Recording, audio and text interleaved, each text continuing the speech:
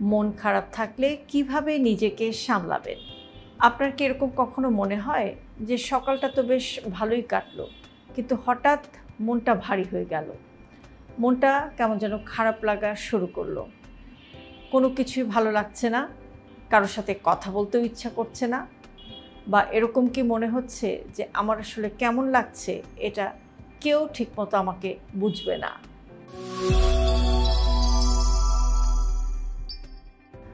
আজকের ভিডিওতে আমরা জানবো যে মন খারাপ থাকলে কিভাবে নিজেকে সামলানো যায়, কিভাবে নিজের প্রতি একটু যত্ন নেওয়া যায়, আর কিভাবে ধীরে ধীরে হাসি ফেরানো যায়। ভিডিওটা ভালো লাগলে একটা লাইক দিয়ে পাশে থাকুন, কেননা মানসিক স্বাস্থ্যের কথা বলা মানে নিজের প্রতি যত্ন নিতে শেখা।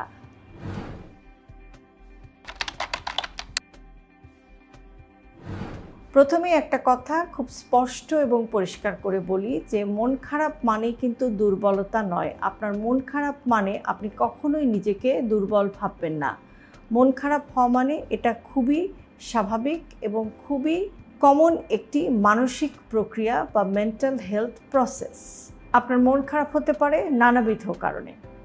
কারো কথায় আপনি কষ্ট পেয়েছেন, কারো ব্যবহার আপনার কাছে খারাপ লেগেছে, অথবা আপনি কোনো কিছু চেয়েছিলেন সেটা আপনি পাননি, কোনো স্বপ্ন আপনার পূরণ হয়নি, কিংবা কোনো পুরনো স্মৃতি আপনার মনে পড়ে গেছে, অথবা এমন হতে পারে যে নির্দিষ্ট কোনো কারণ ছাড়াই কিন্তু আপনার মন খারাপ লাগতে পারে।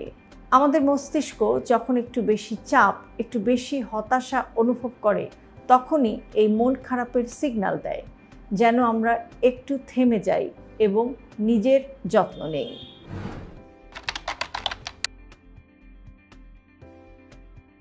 মন খারাপ হলে আমরা অনেক সময় কিন্তু সেটা লুকানোর চেষ্টা করি এবং বাইরে থেকে এরকম দেখাই বা এরকম বলি যে আমি তো ঠিক আছি, সব কিছু ভালো আছে, কিন্তু দেখা যায় যে ভেতরে ভেতরে আপনি শেষ হয়ে যাচ্ছেন। প্রচণ্ড রকম চাপ আপনি ভেতরে ভেতরে অনুভব করছেন। কিন্তু মন খারাপকে সামলানোর প্রথম ধাপ হচ্ছে সেই অনুভূতিটাকে স্বীকার করা, কিন্তু নিজেকে বলা যে হ্যাঁ, এটা ঠিক আছে, আজকে আমার মন খারাপ, বাট আমি তো একজন মানুষ, আমার মন খারাপ হতেই পারে। আমাদের শরীর যেমন ক্লান্ত হয়, মনও কিন্তু ক্লান্ত হয়। আপনি যখন নিজের অনুভূতির প্রতি সৎ থাকেন, তখনই কিন্তু মনের ভার কমতে শুরু করে।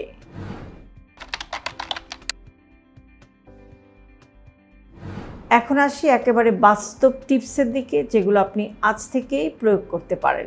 শ্বাসের ব্যায়াম করুন। 1 মিনিটের জন্য চোখ বন্ধ রাখুন। নাক দিয়ে খুব টেনে লম্বা করে শ্বাস নিন 4 সেকেন্ড সময় ধরে। 2 সেকেন্ড সেটা ধরে রাখুন এবং আস্তে আস্তে 4 সেকেন্ড সময় নিয়ে মুখ দিয়ে সেই শ্বাসটা ছেড়ে দিন।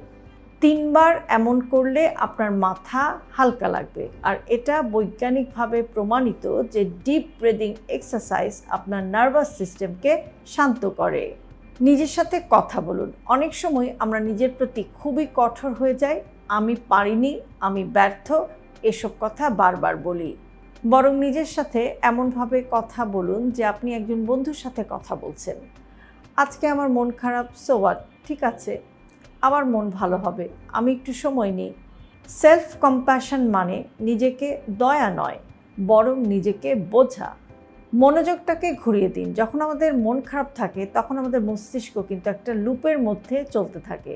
সেখান থেকে আপনার মনোযোগটাকে আপনি একটু ডাইভার্ট করে ফেলুন। খুব পছন্দের একটা কাজ আপনি করুন, যেমন আপনি একটু গান শুনতে পারেন, আপনি একটু হাঁটতে পারেন, আপনি একটু বই পড়তে পারেন, আপনি একটু রান্না করতে পারেন, যে কাজটা আপনার ভালো লাগে। অর্থাৎ মন খারাপের দিক থেকে আপনার মনোযোগটাকে একটু ফোকাস করে আপনি অন্য একটা কাজের দিকে নিয়ে চলে যান।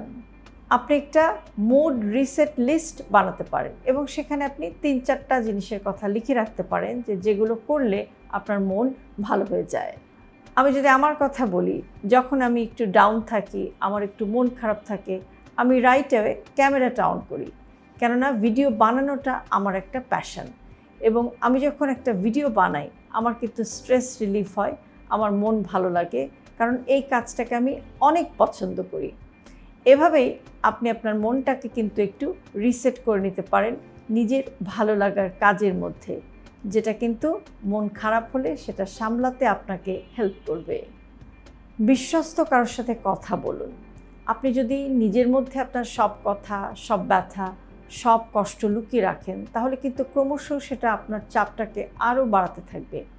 আপনি যদি কাউকে ট্রাস্ট করতে পারেন, এমন কারোর সাথে আপনার কষ্টের কথাটা শেয়ার করেন, আপনার মন খারাপের কথাটা শেয়ার করেন, তাহলে যদি কোনো সমাধান নাও হয়, সেটাও কিন্তু আস্তে আস্তে আপনার মনের চাপটা কমিয়ে আনতে হেল্প করবে।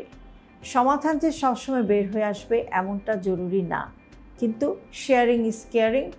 আপনি আপনার কথা, আপনার ব্যথা কারোর সাথে যদি ভাগ করে নেন, তাহলেও কিন্তু আপনার মনের ভার অনেক কমে যাবে। আপনার বন্ধু, আপনার কোনো স্বজন অথবা আপনার কোনো অফিস কলিগ কিংবা একজন পেশাদার কাউন্সিলরের সাথেও কিন্তু আপনি আপনার মনের কথা ভাগ করে নিতে পারেন। একটি কথা মনে রাখবেন যে সাহায্য চাওয়া মানে কিন্তু দুর্বলতা নয়, বরং এটাই প্রমাণ করে যে আপনি সচেতন। নিজেকে সময় দিন, কেননা কখনো কখনো এই সময় দেওয়াটাই হচ্ছে সবচাইতে সেরা ওষুধ।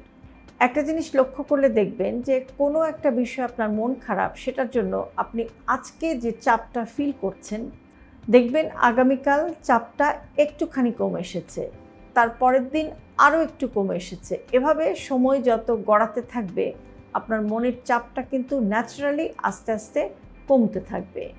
তাই তাড়াহুড়া না করে একটু ধৈর্য ধরুন এবং নিজেকে সময় দিন।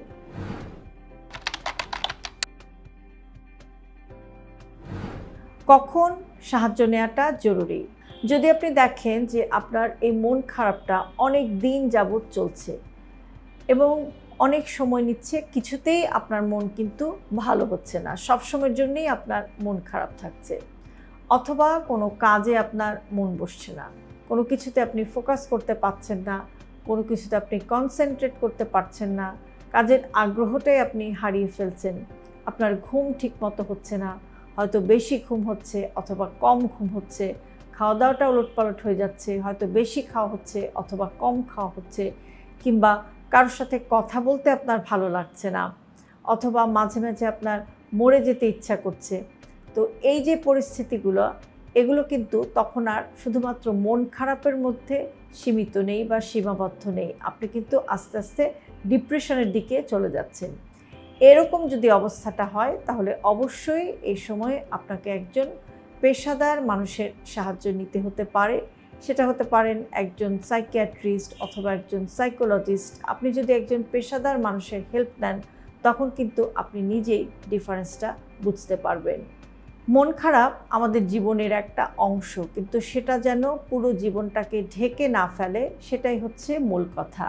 নিজের সাথে একটু সময় কাটান, নিজেকে ভালোবাসুন, মনকে ভালোবাসুন, আর মনে রাখবেন আপনি কিন্তু একা নন। আপনার এই জার্নিতে আপনার মতো আরও অনেকেই আপনার খুব কাছাকাছি, আপনার আশেপাশেই আছেন। আজকের ভিডিওটি যদি আপনার মনকে একটুখানি হলেও শান্তি দেয়, তাহলে একটা লাভ রিঅ্যাক্ট দিন এবং কমেন্টে লিখুন আপনার মন খারাপ হলে আপনি কি করেন। বিভিন্ন হেলথ টপিক নিয়ে আমি ভিডিও বানাই।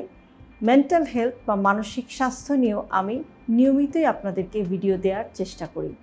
কাজেই মেন্টাল হেলথ নিয়ে নিয়মিত ভিডিও পেতে সাবস্ক্রাইব করুন আমাদের ইউটিউব চ্যানেল এবং ফলো করুন আমাদের Facebook page with doctor Shahnaz Chowdhury.